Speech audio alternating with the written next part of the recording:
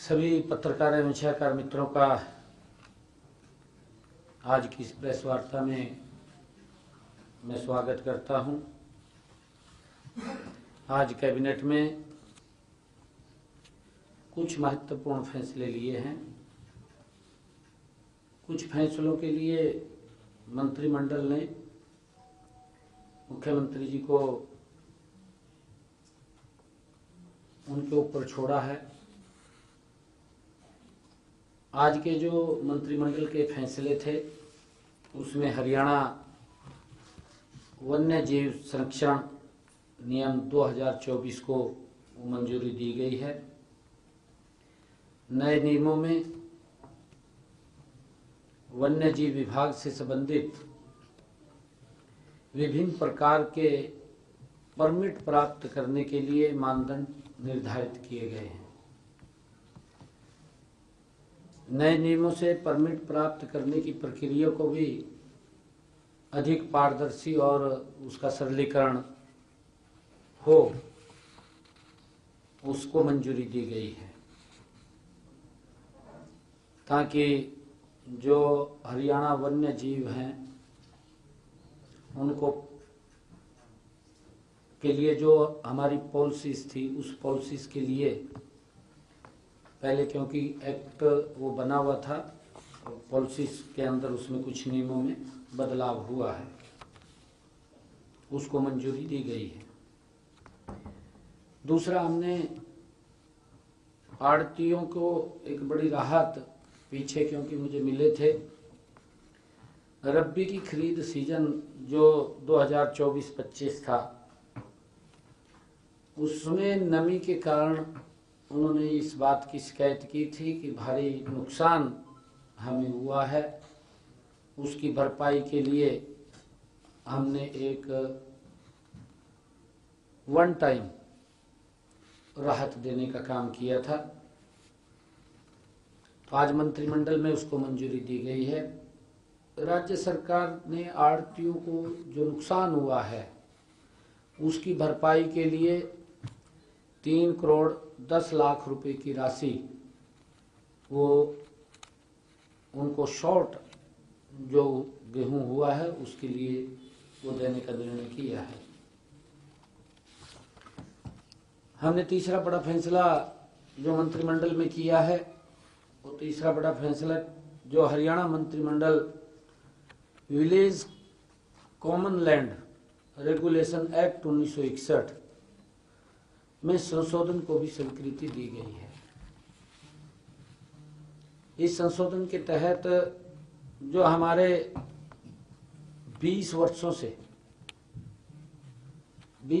से ज्यादा पंचायत भूमि के ऊपर जिनका मकान बना हुआ था, क्योंकि उनके ऊपर एक तलवार लटकी हुई थी, कोई न कोई गांव में कोर्ट में चला जाता था और मकान गिरने के भी आदेश हो जाते थे। तो जिन्होंने 20 वर्ष पंचायत भूमि के ऊपर वो प्रसिद्धि वंश उनके मकान बने हैं, जिन्होंने मकान बनाए थे उनको कलेक्टरेट पर उनका नाम मालिकाना हक देने का निर्णय आज मंत्रिमंडल में हुआ है। ऐसे ग्राम पंचायत में अनधिकृत जो जगहों के ऊपर मकान बने हुए हैं उनके कब्जे वाली 500 वर्ग गज तक भूमि मार्केट उस कलेक्टरेट के ऊपर बाजार मूल्य पर देने का निर्णय वो किया है। ऐसी भूमि को किसी दर पर बेचा जा सकता है, ये सरकार के ऊपर छोड़ा है, क्योंकि 2000 जो 20 साल से पहले है 2004 के जो कलेक्टर रेट हैं उस कलेक्टर रेट के ऊपर उनको देने का निर्णय किया है। और इसके लिए 1 साल का ये भी कहा है कि 1 साल का तक वो व्यक्ति अपने नाम करा सकता है उसको। पहले ऐसे मामलों में अनुमोदन का अधिकार राज्य का पास था, क्योंकि राज्य सरकार के पास वो फाइल आती थी। अब इस अनुमोदन का अधिकार डायरेक्टर लेवल पर, पंचायत डायरेक्टर, क्योंकि काफ़ी फाइलें आनी हैं, हर फाइल वो कैबिनेट में आए, क्योंकि समय भी हमने उसका लिमिट किया, 1 साल का किया है, और डायरेक्टर को पावर किया है कि वो अपने लेवल के ऊपर ऐसे उस लैंड को देख करके वो उसके नाम कर दे। वो 500 वर्ग गज तक का प्लॉट वो उनके नाम देने का, जो पंचायत भूमि के अंदर बैठे हैं, लंबे समय से बैठे हैं।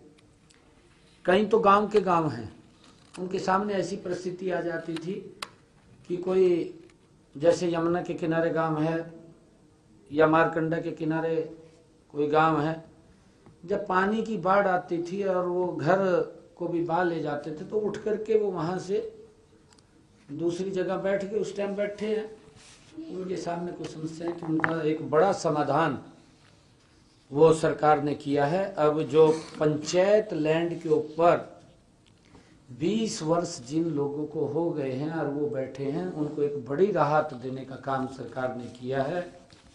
आज मंत्रिमंडल ने उसके ऊपर मुहर लगाई है ताकि वो 2004 के कलेक्टरेट के ऊपर उनको अपने नाम करा सकेगा, उसका मालिकाना हक वो ले सकेगा। ये निर्णय किया है। मुझे खुशी है आज आप लोगों के बीच में, क्योंकि अभी 2 रोज पहले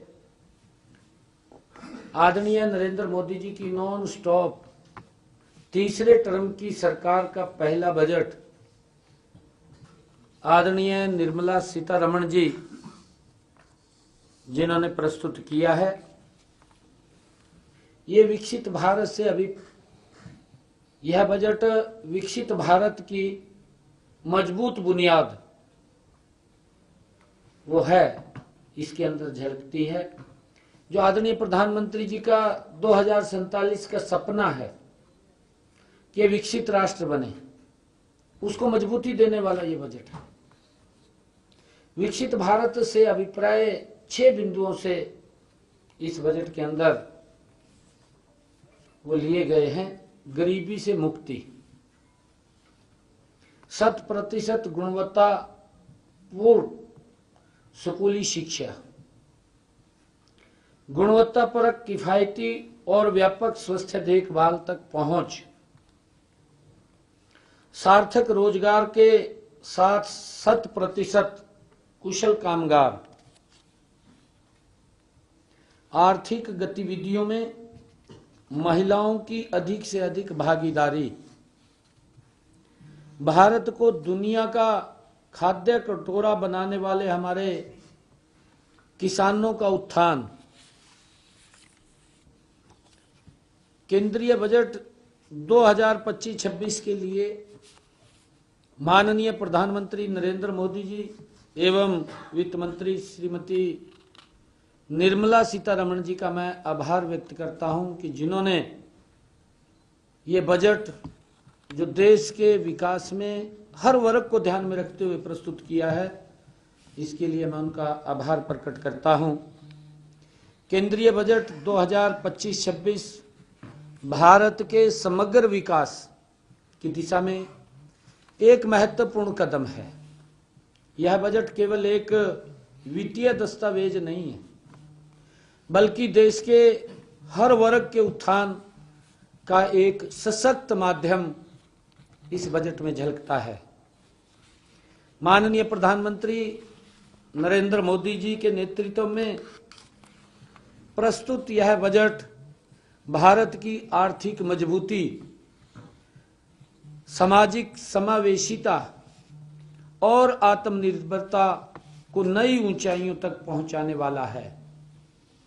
यह बजट न केवल वर्तमान जरूरतों को पूरा करता है, बल्कि भविष्य की चुनौतियों को ध्यान में रखते हुए एक दूरदर्शी दृष्टिकोण को भी प्रस्तुत करता है। माननीय प्रधानमंत्री नरेंद्र मोदी जी के नेतृत्व में यह बजट देशवासियों की आकांक्षाओं को पूरे करने वाला बजट है। यह जन कल्याणी, दूरदर्शी और समावेशी बजट है। जो हर वर्ग के हित की रक्षा ये करेगा। इसमें किसान, युवा, महिला, व्यापारी और गरीबों के हितों का विशेष ध्यान इस बजट के अंदर रखा गया है। सरकार ने यह भी सुनिश्चित किया है कि देश की विकास यात्रा में कोई भी वर्ग पीछे ना रहे, हर वर्ग को आगे बढ़ाना इस बजट के अंदर वो झलकता है। विपक्षी दल भले ही इसका विरोध करें, हम देखते हैं, क्योंकि विपक्षी दलों की मजबूरी है, कितना भी अच्छा काम करें, कितना ही अच्छा बजट आए, जिस बजट की प्रशंसा आज चारों तरफ हो रही है, परंतु हमारा विपक्षी दल, क्योंकि उसने अपनी राजनीति को जिंदा रखना है, अच्छा भी काम हो तब भी वो कहेंगे भी नहीं ये ठीक नहीं हुआ। अपनी तरफ वो देखते नहीं है कि हमारे जो बजट आते थे किस गति से भारत बढ़ा है। पिछले 10 वर्षों में अगर हम देखें, मोदी जी के नेतृत्व में भारत ने विकास में एक ऊंची छलांग लगाई है, हम सबके सामने है। आज हमारे रास्तों का सरलीकरण किया है, हमारे समय को कम किया है, चाहे रोड का इंफ्रास्ट्रक्चर हो, चाहे रेलवे की कनेक्टिविटी की बात हो, चाहे एयर कनेक्टिविटी की बात हो, और चाहे एजुकेशन से संबंधित इंफ्रास्ट्रक्चर को बढ़ाने की बात हो, चाहे किसान को मजबूत करने की बात हो। इस बजट के अंदर, क्योंकि लगातार मोदी जी के नेतृत्व में पिछले 10 वर्षों में हर वर्ग को सशक्त और मजबूत किया गया है, हर वर्ग को ध्यान में रखते हुए बजट के अंदर प्रावधान किए गए हैं। परंतु विपक्ष कई बार चश्मा कुछ और लगा लेता है, उसको आगे कुछ दिखाई नहीं देता, उसका विरोध करता है, वो उसका कार्य है, वो विरोध करे, परंतु इस हद तक ना करे कि जिससे समाज को नुकसान होता हो, ऐसा विरोध ना करे। क्योंकि मोदी जी ने पिछले 10 वर्षों के अंदर एक मिशन मोड के अंदर भारत को आगे बढ़ाया है। अगर हम कहें कि यह बजट आर्थिक सशक्तिकरण की एक ठोस योजना को मूर्त रूप देने वाला है, भारत की अर्थव्यवस्था को आत्मनिर्भर बनाने की दिशा में यह बजट एक मील का पत्थर साबित होगा। यह बजट उन आलोचकों के लिए भी एक जवाब है जो विकास को राजनीति के चश्मे से देखते हैं। यह सिर्फ आंकड़ों का लेखा जोखा नहीं है, बल्कि संकल्पों की सफलता की कहानी है। प्रधानमंत्री नरेंद्र मोदी जी के नेतृत्व में केंद्र सरकार ने फिर दिखा दिया है कि जब नीयत साफ हो और नतीजे भी प्रभावशाली होते हैं, अगर जब नीयत साफ हो करने वाले की तो नतीजे प्रभावशाली होते हैं। ये हमारे जो विपक्ष के मोटा चश्मा लगा करके देखते हैं उनके लिए मैं कहना चाहूंगा, बजट की सबसे बड़ी विशेषता इसकी समावेशिता है। यह केवल बड़े उद्योग या शहरों तक ही सीमित नहीं है, बल्कि ग्रामीण भारत, किसानों, छोटे व्यापारियों और स्टार्टअप्स के भी समान अवसर प्रदान करने वाला बजट है। सरकार ने सुनिश्चित किया है कि देश का प्रत्येक नागरिक विकास की मुख्य धारा से जुड़े और आत्मनिर्भरता की ओर गति से बढ़े। यह इस बजट का प्रमुख उद्देश्य है। यह बजट भारत के आर्थिक रूपांतरण का आधार बनेगा और देश को 2047 तक एक विकसित राष्ट्र बनाने की दिशा में ये मजबूती से अग्रसर करेगा। यह बजट भारतीयों के विश्वास को मजबूत करने वाला है और यह दिखाता है कि भारत का भविष्य उज्जवल और सुरक्षित है।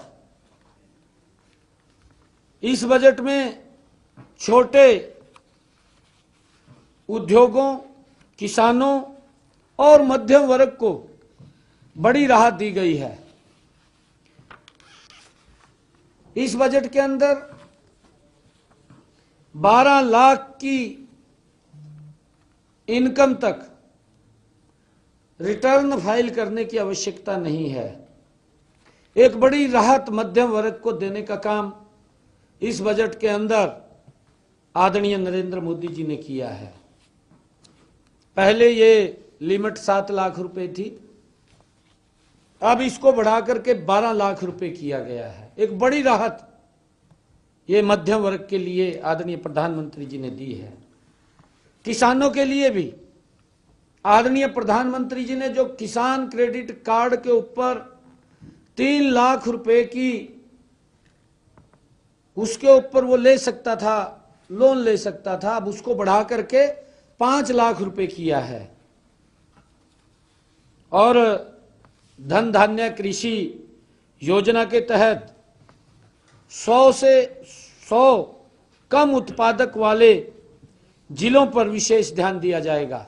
इस बजट के अंदर प्रावधान किया गया है किन जिलों में किसान की उत्पादकता कम है उनको विशेष ध्यान दे करके उनकी तरफ उनको आगे बढ़ाया जाएगा, जिससे किसानों की आय बढ़े, उसमें सुधार हो। ये इस बजट के अंदर रखा गया है। बजट में 2025 में कपास की पैदावार बढ़ाने के लिए कपास के किसानों को 5 साल का उनकी पैदावार बढ़ाने के लिए 5 साल का मिशन रखा गया है, जिससे देश में कपड़ा उद्योग मजबूत होगा। कपास के किसानों को कम ब्याज पर 5 लाख रुपए तक का लोन का प्रावधान भी इसके अंदर किया गया है। यह भी निर्णय लिया गया है। यह बजट किसानों के जीवन स्तर को सुधारने और कृषि क्षेत्र को और अधिक मजबूत करने की दिशा में एक बड़ा कदम है। इस बजट से हरियाणा को भारी लाभ होगा, क्योंकि हरियाणा एक कृषि प्रधान राज्य है। मुझे ये भी खुशी है कि इसके अलावा बजट में एमएसएमई सेक्टर के लिए लोन गारंटी कवर 5 करोड़ रुपए से बढ़ा करके 10 करोड़ रुपए किया गया है, जिससे छोटे उद्योगों को और अधिक समर्थन मिलेगा। छोटे उद्योगों के लिए विशेष क्रेडिट कार्ड जारी किए जाएंगे, जिसमें पहले साल 10 लाख कार्ड जारी होंगे। खिलौना उद्योग के लिए भी मेक इन इंडिया के तहत विशेष योजना शुरू की जाएगी। इस बजट में माननीय वित्त मंत्री निर्मला सीतारमण जी ने 2025 में एससी एसटी वर्ग की 5 लाख महिलाओं के लिए नई स्कीम की घोषणा की है, जिसमें उन्हें 2 करोड़ रुपए का टर्म लोन मिलेगा। साथ ही स्टार्टअप को भी बढ़ावा देने के लिए ऋण सीमा 10 करोड़ रुपए से बढ़ा करके 20 करोड़ रुपए कर दी गई है।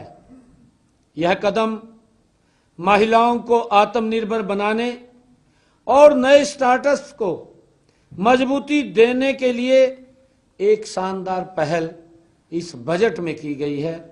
मैं निर्मला सीतारमण जी का भी, आदरणीय नरेंद्र मोदी जी का धन्यवाद करता हूं। इस बजट में शिक्षा और स्वास्थ्य क्षेत्र में भी बड़े ऐलान किए गए हैं। अगले 5 वर्षों में मेडिकल एजुकेशन में 75,000 नई सीटें जोड़ी जाएंगी। अन्नदाता शक्ति को और मजबूत करने के लिए केंद्रीय बजट में प्रधानमंत्री धन धान्य कृषि योजना की घोषणा की गई है। इस योजना के पहले चरण में राज्यों के सहयोग से 100 कम उत्पादक और कम बीमा कवरेज वाले कृषि जिलों को शामिल किया जाएगा। इसके साथ ही भंडारण सिंचाई सुविधाओं में सुधार किया जाएगा और किसानों को ऋण उपलब्ध कराया जाएगा। इस बजट में कृषि क्षेत्र में रोजगार की कमी को दूर करने के लिए एक व्यापक बहुक्षेत्रीय ग्रामीण समृद्धि और लचीलापन कार्यक्रम शुरू किया जाएगा। इसमें कौशल विकास, निवेश और तकनीकी के माध्यम से कृषि के रोजगार के नए अवसर पैदा किए जाएंगे।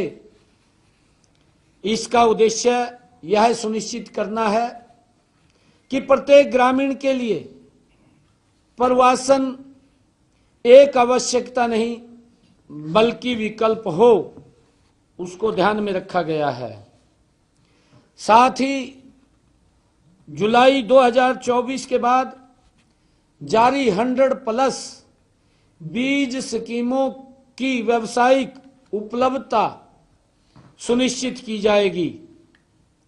यूरिया को मजबूत करने के लिए असम के नामरूप में 12.7 लाख मीट्रिक टन वार्षिक क्षमता वाला एक नया संयंत्र भी स्थापित किया जाएगा।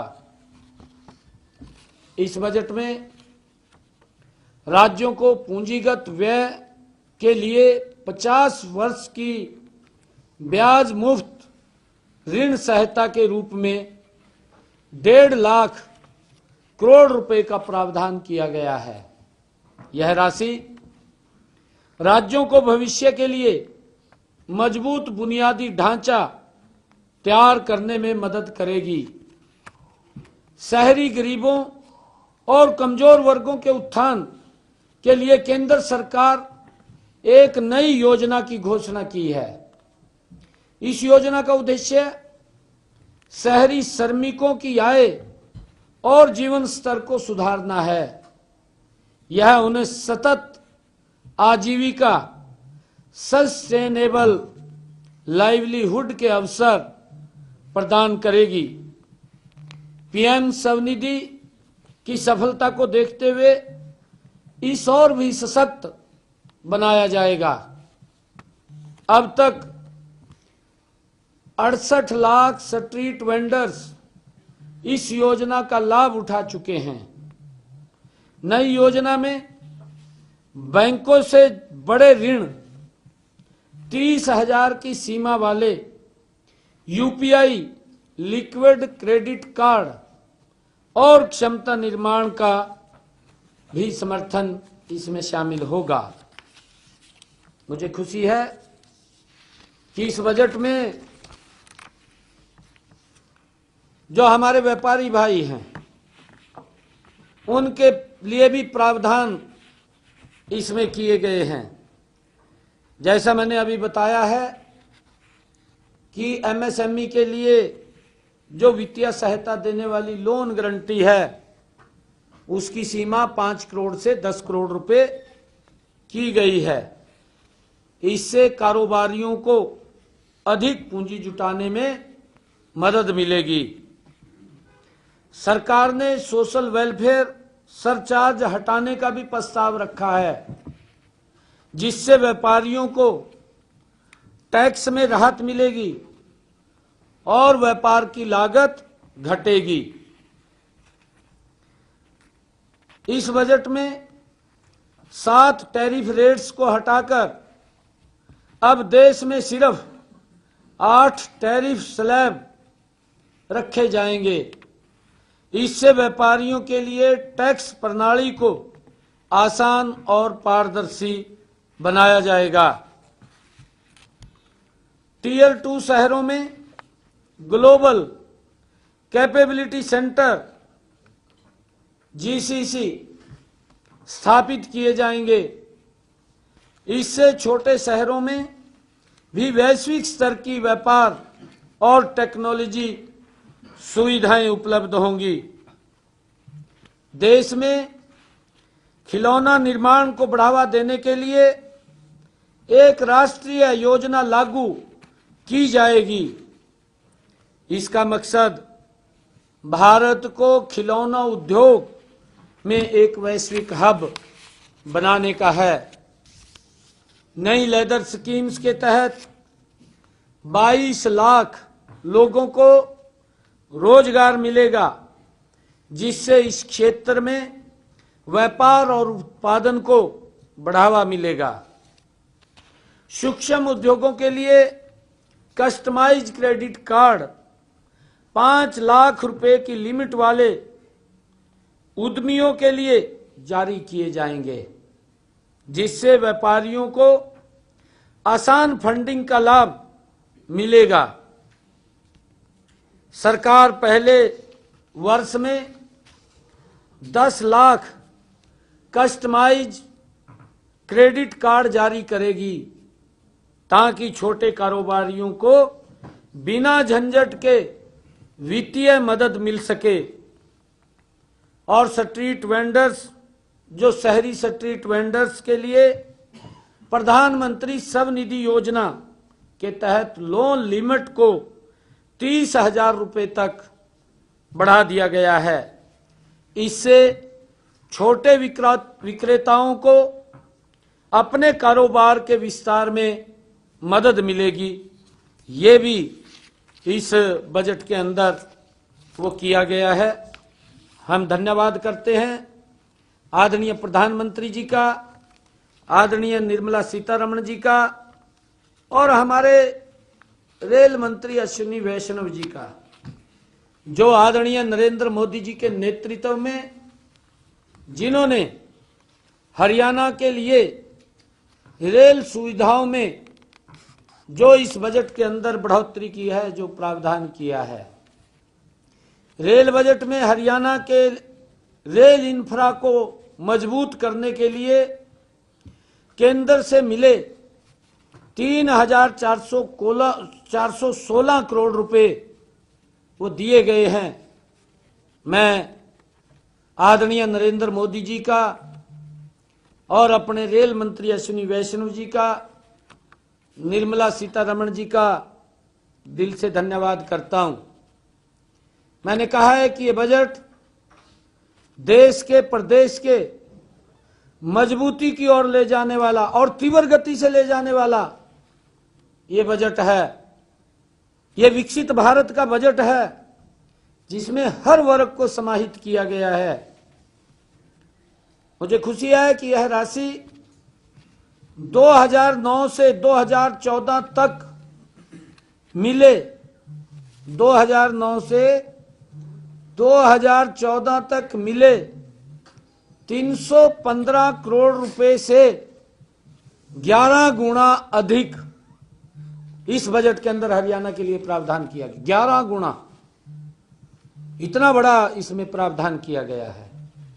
और वो पता नहीं कौन सा चश्मा लगा करके देखते हैं, उनको दिखाई नहीं देता विकास, बस विरोध करना है। कोई बात नहीं, उनकी ड्यूटी है, परंतु विरोध भी विपक्ष को मैं सुझाव दूंगा कि एक लिमिट का होना चाहिए। जब मैं उनका बता रहा हूं कि 2009 से 2014 तक मात्र 315 करोड़ रुपए का बजट था, उसका 11 गुना अधिक दिया है। ये कोई छोटी बात नहीं है। 11वें साल के अंदर हम प्रवेश कर रहे हैं। मोदी की सरकार नॉन स्टॉप तीसरे टर्म के अंदर इसका पहला बजट ये 11वें साल के अंदर है और 11 गुना पैसा बढ़ा करके हरियाणा को दिया। कितना प्रेम, कितना स्नेह करते हैं हरियाणा को मोदी जी। गति से आगे बढ़ा है। रेल इंफ्रास्ट्रक्चर को मजबूत बनाने के लिए बड़े बजट आवंटन के लिए आदरणीय प्रधानमंत्री नरेंद्र मोदी जी और रेल मंत्री आदरणीय अश्विनी वैष्णव जी का मैं दिल से बहुत बहुत धन्यवाद करता हूं, उनका आभार प्रकट करता हूं। 2014 से अब तक हरियाणा में 2014 के बाद अब तक, क्योंकि 2025 ये 11वें साल के अंदर मोदी जी की नॉन स्टॉप तीसरे टर्म की सरकार हरियाणा में 823 किलोमीटर रेलवे ट्रैक का काम पूरा हुआ है,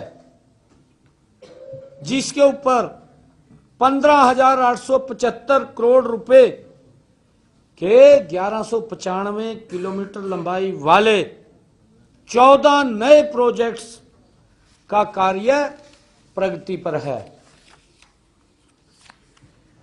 मुझे खुशी है कि हरियाणा के इस बजट में हरियाणा के 34 रेलवे स्टेशनों को 1149 करोड़ रुपए की राशि से अमृत स्टेशन के रूप में विकसित किया जा रहा है, जिनमें जो अभी बजट आया है इससे ये 1149 करोड़ रुपए, जिनमें अंबाला कैंट उस स्टेशन को अमृत स्टेशन में लिया गया है।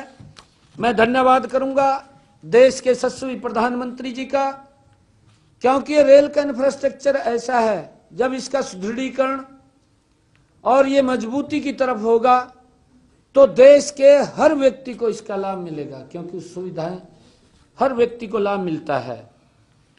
हमारे अमृत रेलवे स्टेशन के रूप में जो विकसित, जिनमें Ambala Cantt, Ambala City, Bahadurgarh, Ballabhgarh, Bhiwani Junction, Charkhi Dadri, Faridabad, Faridabad New Town, Gohana, Hansi, Hisar, Hodal, Jind Junction, Kalanwali, कालका, Karnal, Kosli, Kurukshetra Junction, Loharu, Mahendragarh, Mandi Adampur, Mandi Dabwali, Narnaul, Narwana Junction, Palwal, Panipat Junction, Pataudi Road, Rewari, Rohtak, Sirsa, Sonipat, Yamunanagar और जगाधरी शामिल हैं। मुझे खुशी है कि हरियाणा में वर्तमान में 14 नए रेलवे ट्रैक पर काम जारी है। 14 नए रेलवे ट्रैक के ऊपर काम जारी है। नए जो अभी और बनेंगे, 1195 किलोमीटर ट्रैक बिछाने पर 15,875 करोड़ रुपए इस बजट के अंदर रखे गए हैं जो खर्च होंगे। इनमें चंडीगढ़ बद्दी, पलवल से न्यू पृथला, रेवाड़ी से खाटूवास,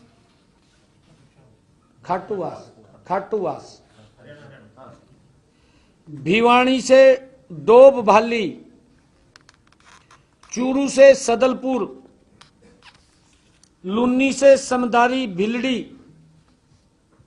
मानहेरू से भिवानी खेड़ा, खाटूवास से नारनौल, पानीपत से रोहतक, फिरोजपुर से बठिंडा, जाखल से हिसार, असलभोर से रेवाड़ी के दोहरीकरण का कार्य तथा ये दोहरीकरण का कार्य है, तथा मेरठ से पानीपत, दिल्ली, सोहना, नू फिरोजपुर, झिरका, अलवर रेलवे ट्रैक और यमुनानगर से चंडीगढ़ वाया सढौरा नारायणगढ़ तथा हिसार से सिरसा वाया अग्रोहा धाम फतेहाबाद रेलवे परियोजनाएं शामिल हैं जो नई डलेंगी और इसके लिए 15,875 करोड़ रुपया वो आवंटित किया गया है। मैं इसके लिए आदरणीय प्रधानमंत्री जी, आदरणीय रेल मंत्री जी का दिल से आभार व्यक्त करता हूं कि इस रेलवे नेटवर्क से मेरे हरियाणा प्रदेश का जिस प्रकार से पिछले 10 वर्षों में आदरणीय नरेंद्र मोदी जी ने मेरे हरियाणा के अंदर एक सड़कों का जाल बिछाया है और मैं संज्ञा अगर दूं स्पाइडरमैन अगर कोई है तो नरेंद्र मोदी है। इस प्रकार का जाल हरियाणा के अंदर बिछाया है। हर व्यक्ति के जीवन में एक बड़ा बदलाव इस रोड इंफ्रास्ट्रक्चर से आया है। उसके अंदर हमने जो आदरणीय मोदी जी ने जहां 4-4 घंटे 6-6 घंटे जाम में फंसे रहते थे, आज चंडीगढ़ से दिल्ली 3.5 घंटे, हरियाणा के किसी कोने से दूसरे कोने में जाना है 3-3.5 घंटे।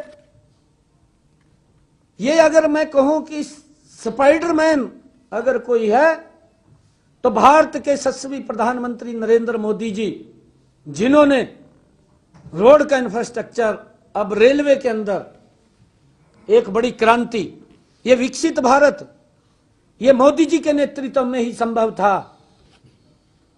जो लोग मोटा चश्मा लगा करके देख रहे हैं उनको दिखाई नहीं विकास दे रहा है। उनके समय में लोग किस प्रकार से लाइनों में खड़े रहते थे, किस प्रकार से लंबे समय तक इंतजार करते रहते थे। फाटक आ जाता था कहीं 3-3 घंटे 4-4 घंटे जाम में फाटक में ही फंसे रहते थे। आज हर व्यक्ति के जीवन को सरल सुगम करने का काम देश के यशस्वी प्रधानमंत्री नरेंद्र मोदी जी ने किया है। मैं आभार व्यक्त करता हूं आदरणीय प्रधानमंत्री जी का। मुझे खुशी है कि इसी दौरान 121 ट्रैक के विद्युतीकरण का भी कार्य पूरा हुआ है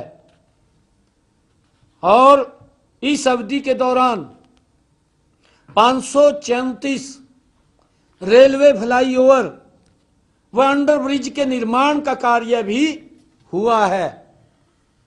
विपक्ष देखे ना, चश्मा लगा करके देखे, नहीं तो किसी आंख वाला डॉक्टर वो चेक करेगा भी चश्मे का कौन सा नंबर चाहिए आपको, वो बताएगा। दिखाई नहीं दे रहा, इतना बड़ा काम हुआ है पिछले 10 वर्षों में। भाई विरोध करिए, क्योंकि आपकी राजनीति नहीं जिंदा रहेगी बगैर विरोध करे, परंतु ठीक विरोध करिए, ऐसा नहीं है। उसके अंदर प्रशंसा भी करिए। मैं विपक्ष को सुझाव दूंगा, मोदी जी की प्रशंसा करनी चाहिए। अरे धन्य है जिसने एक मिशन मोड के अंदर भारत को इतने कम समय के अंदर इतनी ऊंचाइयां देने का काम किया है। हमें गर्व है ऐसे प्रधानमंत्री के ऊपर।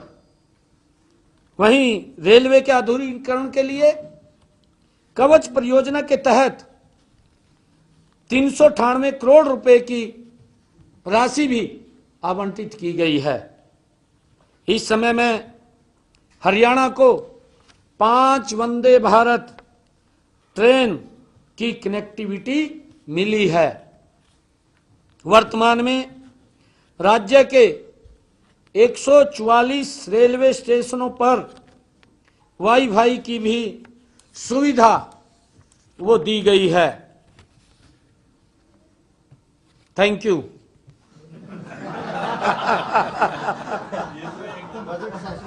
एकदम बड़ा ब्रेक। अच्छा, बजट सेशन पे चर्चा हुई है मंत्रिमंडल के अंदर। मंत्रिमंडल में पूरे मंत्रिमंडल ने मुख्यमंत्री को अधिकारित किया है बजट के सेशन के बुलाने के लिए, और जो भी डेट सुविधा होगी उस सुविधा के अनुसार डेट आ जाएगी बजट की। शहरी निकाय चुनाव को लेकर आज घोषणा हो जाएगी, किस तरीके की तैयारी है? देखिए, हमने पहले भी ये बात कही थी कि जो स्थानीय निकाय के चुनाव हैं उसके लिए हमारी पूर्ण तैयारी है। चुनाव आयोग जब चाहे वो डेट दे सकता है। मैं भी आज टीवी पे देख रहा था कि आज प्रेस कॉन्फ्रेंस चुनाव आयोग ने बुलाई है, और आज शायद उसकी अभी गर्म में है, क्या विषय है, तो हमारी पूरी तैयारी है चुनावों को लेकर के। पूर्व डिप्टी सीएम साहब सारी अपेक्षा पूरी हो गई है क्या, या कुछ बाकी है? सेंट्रल बजट जो आया है उसमें हरियाणा की सारी अपेक्षाएं पूरी देखिए, अपेक्षाएं तो किसी व्यक्ति की पूरी नहीं होती। हमारी बहुत ज्यादा अपेक्षाएं हैं, परंतु जिस गति से पूरी हो रही हैं हमें उसके ऊपर संतोष है। हमें बड़ा संतोष है उसके ऊपर, क्योंकि हम अगर 2014 से पहले का हरियाणा देखें, 2014 के बाद का हरियाणा देखें, जमीन आसमान का अंतर है। हम ग्रामीण क्षेत्र को देखें, हम शहरी क्षेत्र को देखें, चाहे रोड इंफ्रास्ट्रक्चर की बात है, चाहे रेलवे कनेक्टिविटी की बात है, और चाहे हमारे एजुकेशन संस्थान की बात है, एक बड़ा अंतर हमारे सामने। चाहे मेडिकल कॉलेज की बात है, या हॉस्पिटल्स की अपग्रेडेशन की, या नए की बनाने की बात है। लगातार अगर आप 2014 से पहले का हरियाणा देखेंगे और 2014 के बाद का हरियाणा देखेंगे, इस 10 वर्षों के अंदर जो भी बजट आया है इस देश के आम गरीब व्यक्ति के अनुकूल बजट रहा है। आज लोगों के उत्थान में ये मजबूत बजट है, इसकी मैं पूरी प्रशंसा करता हूं। क्या नहीं, देखिए उसको लेकर के हमारी बजट वाली कोई दिक्कत नहीं है। पीछे भी वो बैठक हमारी हुई थी, क्योंकि कोड ऑफ कंडक्ट लग गया था, उसके अंदर थोड़ी दिक्कत आई थी, और कोई ऐसा विषय नहीं। वो टेक्निकल टिकट क्योंकि आपसे मतलब जो सरकार से बातचीत करके उन्होंने घोषणा करी प्रेस कॉन्फ्रेंस में कि आप बिल्कुल ठीक है, और मुख्यमंत्री से मिले, से मिले। हाँ, नहीं रात को भी कह दिया हम इलाज नहीं करेंगे, रात को भी कह दिया कि हम इलाज नहीं करेंगे। अभी इलाज बंद है। इसमें कोई टेक्निकल पॉइंट था क्या कि डॉक्टरों की ज्यादा ड्यूटी लगाएगी, चेक का कोई इशू क्या है, मतलब जो आपके सामने आया है इशू, तो आपके सामने कोई टिकता तो नहीं। आप उन्होंने कहा कि रात को हमारी कार्यकारिणी की बैठक हुई और उसमें फैसला लिया कि हम बंद कर दिया, और अभी बंद है अभी फिलहाल। ये कोई इलाज क्यों आ रही है? ये आप तो पूरा 400 करोड़ रुपए अभी भी बकाया है। नहीं, पैसा ऐसा नहीं है, पैसा लगातार सरकार दे रही है, और पैसे का सवाल नहीं है उसके अंदर। टेक्निकल वो जो आप कह रहे हैं उसके अंदर हमने ये अभी कहा है कि अभी इसको पैसे को जारी करें। सर, आज की कैबिनेट बैठक में पैसा जारी हो जाएगा, और ऐसा नहीं है, ये सब जो आदरणीय प्रधानमंत्री जी और हमारी डबल इंजन की सरकार ने गरीब व्यक्ति को जो हमने लाभ दिया है, 5 लाख रुपए का आयुष्मान कार्ड का हम लाभ दे रहे थे, और इसके अंदर लगभग मेरे ध्यान में है कि 19-20 लाख लोगों ने इस योजना के तहत लाभ लिया है। जिस योजना का से वंचित दिल्ली के लोग रहे, मैं अभी दिल्ली इलेक्शन में था, दिल्ली इलेक्शन के अंदर मैंने वहां पूछा लोगों को, मैंने कहा कि आपको आयुष्मान का लाभ मिल रहा है? एक व्यक्ति ने कहा ना, मिल नहीं रहा। उनको ऐसा उलझा दिया दिल्ली सरकार ने उसमें, क्या वो नहीं मोहल्ला क्लिनिक में, वो करे हमें प्राथमिक सुविधा भी नहीं वहां मिल रही। ये मान ले कोई व्यक्ति बीमार हो गया, वहां तो फर्स्ट एड है, वो क्लिनिक मल्ला नहीं है, वो फर्स्ट एड है। फर्स्ट एड तो व्यक्ति घर में भी रखता है भी, अगर उसका पेट दर्द हो गया या उसके सिर में दर्द हो गया, फर्स्ट एड तो घर भी है, वो फर्स्ट एड है। वहां एडमिट नहीं कर सकते, उसमें एडमिट थोड़ी कर सकते हैं। अगर किसी को एडमिट होना पड़ गया, उसको तो हॉस्पिटल जाना पड़ेगा, हॉस्पिटल जाएगा तो उसका खर्च होगा, वहां सुविधा कहां? ये तो खाली लॉलीपॉप दिया उसने कली मोहल्ला कह करके, और दिल्ली के लोगों में बड़ा रोष है उसके प्रति, इतना बड़ा रोष है कि कल शायद उस रोष को निकालेंगे दिल्ली के लोग, इतना बड़ा रोष है। डायग्नोज नहीं कर सकते। हाँ, कर नहीं सकते, क्योंकि और मैं एक और बता रहा हूं, मोदी जी ने घोषणा की है कि दिल्ली के अंदर ये सुविधा 5 लाख की नहीं 10 लाख की देंगे। 10 लाख रुपया व्यक्ति को चिंता ही नहीं है भी कहाँ अच्छे हॉस्पिटल में जाकर के इलाज करा सकता है। सर आपने दिल्ली में रोज की बात की। सीएम साहब आज कैबिनेट में भूपेंद्र सिंह हुड्डा सुबह कह रहे थे कि हमें तो विकास की बात करने की जरूरत नहीं है, क्योंकि कैबिनेट मंत्री अनिल विज खुद कह रहे हैं कि 100 दिन हमारे हवाई हो गए। क्या कोई नाराजगी चल रही है? नहीं, कोई नाराजगी नहीं। विपक्ष को इस तरह की बात करी? नहीं, कोई नाराजगी नहीं है, क्योंकि हुड्डा साहब फ्रस्ट्रेशन में हैं। अब हुड्डा साहब को ये नहीं पता, रोहतक से चलता है 2 घंटे 2.25 घंटे में चंडीगढ़ पहुंचा, और पहले कितने घंटे में पहुंचा था ये तो पूछ लो, आपने पूछना चाहिए। ये 100 दिन का तो वो है, इसमें कोई दिक्कत नहीं है। नाराजगी है सर, उसको नाराजगी दूर हो रही है क्या सर उनकी? अनिल विज साहब की जो हम इकट्ठे थे, कैबिनेट में इकट्ठे थे, अभी हमने एक डिपार्टमेंट की बैठक रिव्यू करी, इकट्ठे थे हम। नहीं, पर उनके जो वो सार्वजनिक बोल रहे बयान हैं है कि ना, उनकी किनके? जान को खतरा जो उनके है, सार्वजनिक बयान है, हमें उनको ये पता हराने है की उनकी कोशिश नाराजगी की जा है रही नहीं है, पर उनके बयान ये इंगित कर रहे हैं कि कोई उनको नाराजगी है। और नहीं, वो नहीं। कह रहे हैं कि सारे मंत्रियों के नाम का मैं ही बोल रहा हूँ। तो हमारे सच्चाई क्या है? वरिष्ठ कोई नेता है नाराजगी हमारे। है या कोई वैसी बस वैसी घर पे होता रहता है इसलिए? अभी अगर हम विज साहब को कहें तो प्रेस में भी आ जाएंगे, अभी आ जाएंगे, कोई क्या बात नहीं। कहेंगे, मेरी फिर कोई नाराजगी नहीं है? अरे नहीं, विषय ये नहीं है, अच्छा जी। विषय ये नहीं, नाराजगी है ही नहीं। नहीं तो विषय क्या है फिर? देखिए, व्यक्ति को अधिकार है कहने का, सचेत करने का, कह सकते हैं, उसमें कोई नाराजगी नहीं। आज की कैबिनेट बैठक में पूर्व डिप्टी सीएम से संबंधित कोई एजेंडा था सर? है? दुष्यंत चौटाला से रिलेटेड कोई एजेंडा था? नहीं, ना। उनका ये मानना है कि ऑफिशियल्स बात नहीं मानते हैं। है, ऑफिशियल्स बात नहीं मानते। ऐसा नहीं है, सभी ऑफिसर्स बात मानते हैं। ये सरकार 3 गुना गति से काम करने वाली सरकार है, सबकी अपनी अपनी जिम्मेवारी हैं, मेरी भी जिम्मेवारी है, ऑफिसर की भी जिम्मेवारी है। ऐसा थोड़ी है किसी की बात नहीं मानेगा, हमारे मंत्री की भी बात मानेंगे, हमारे विधायकों की भी मानेंगे, ऐसा उनको नहीं। जान से मारने की कोशिश है, सर उनको कल कोर हटाने ग्रुप की पद से बैठक है हटाने की सर, कोशिश है। कोर ग्रुप की बैठक है कल। कोर ग्रुप की बैठक में सर क्या कुछ एजेंडे रहेंगे? कल आपने छोटी टोरी की बैठक की, कल कोर ग्रुप की बैठक। हाँ, कल इनकी बैठक है सर। आज हमने बैठक बुलाई है, क्योंकि डेवलपमेंट से संबंधित उसकी यार कोर कमेटी की हमारे संगठन ने अध्यक्ष जी ने, मोहनलाल कौशिक जी ने बैठक आमंत्रित की है कल। उसके अंदर उसमें कई विषयों के ऊपर चर्चा रहेगी। आगामी हमने क्या रणनीति अपनानी है, क्योंकि हमारा संगठन का पर्व भी चल रहा था और हमारी मेंबरशिप चल रही थी। मेंबरशिप के बाद अब संगठन का पर्व भी चल रहा है। हमारे नीचे के जो बूथ स्तर की समिति थी उनका गठन हुआ है, उसके बाद मंडल अध्यक्षों का गठन हुआ है, अब जिला अध्यक्षों का है। लगातार संगठन पर्व चल रहा है। प्रयागराज जा रहे हैं जी? प्रयागराज जाएंगे। पुलिस ने पिछले दिनों गैंगस्टर्स के ऊपर जो काबू पाया है, कई गैंगस्टर्स के साथ एनकाउंटर हुआ है, उनकी क्योंकि पुलिस के साथ उन्होंने पुलिस को तो गोली चलाई तो एनकाउंटर मारी गई। ये पिछले काफी दिनों से जो गैंगस्टर कल्चर चल रहा था हरियाणा, उस पर अब जो काबू पाने का जो आपने पूरी छूट पुलिस को दी है या पहले थी या क्या इशू था? क्योंकि अब गैंगस्टर पे काफी काबू पाया जा रहा है। नहीं, देखिए, जो बिगड़ा हुआ था ना उसमें जो सरकार की ड्यूटी है और कि लोगों को सुरक्षा मुहैया कराना, और ऐसा नहीं है कोई गलत करेगा तो वो भुगतेगा, कोई भी है, गलत कोई करेगा तो वो भुगतेगा।